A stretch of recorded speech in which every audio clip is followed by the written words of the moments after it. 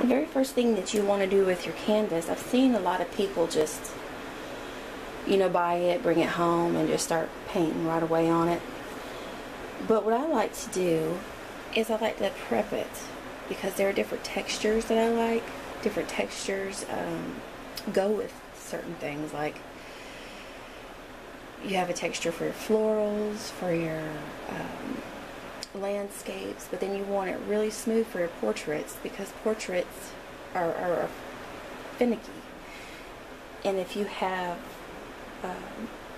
too much texture on there for portraits, you know, it can mess up, what do you call it, the structure of the face, the anatomy. It'll mess it up.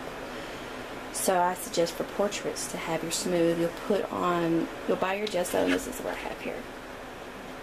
This is my gesso. Of course you could use, you know, I don't know if you can see that or not. Of course you can't see it. Okay, it's Jerry's World's Greatest Gesso. That's the one that I use. But you can pretty much buy gesso from, you know, your Michaels.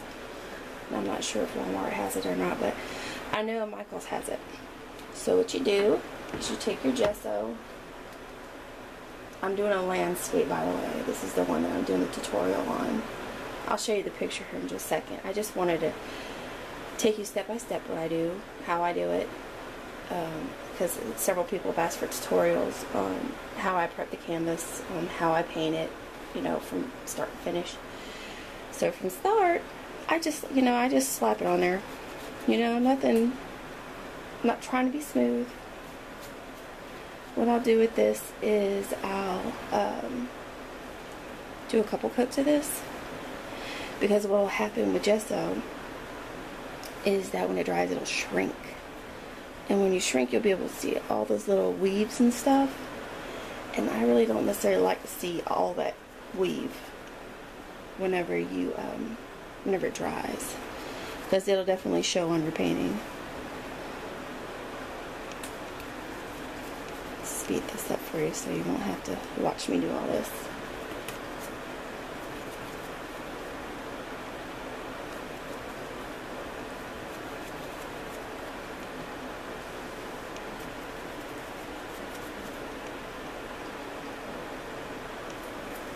So all these little bits right here, there's one here, here, just a few scattered. Leave those in there, because that will only add to your texture. I have a little mark right here. You probably can't see it because this video is crappy, but just leave it on there, because you just cover it up. That's all you'll do, is cover it up. See, all gone. There's one there. Now it's gone.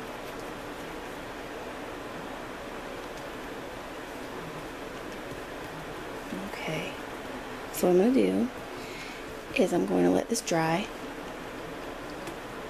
and after it dries, I'll come back and I'll put another coat on. That's just my preference. You don't have to. After this dries, it will definitely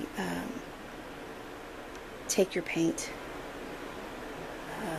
but I just want to have more, so I'm going to slap some more texture on there. My bristles.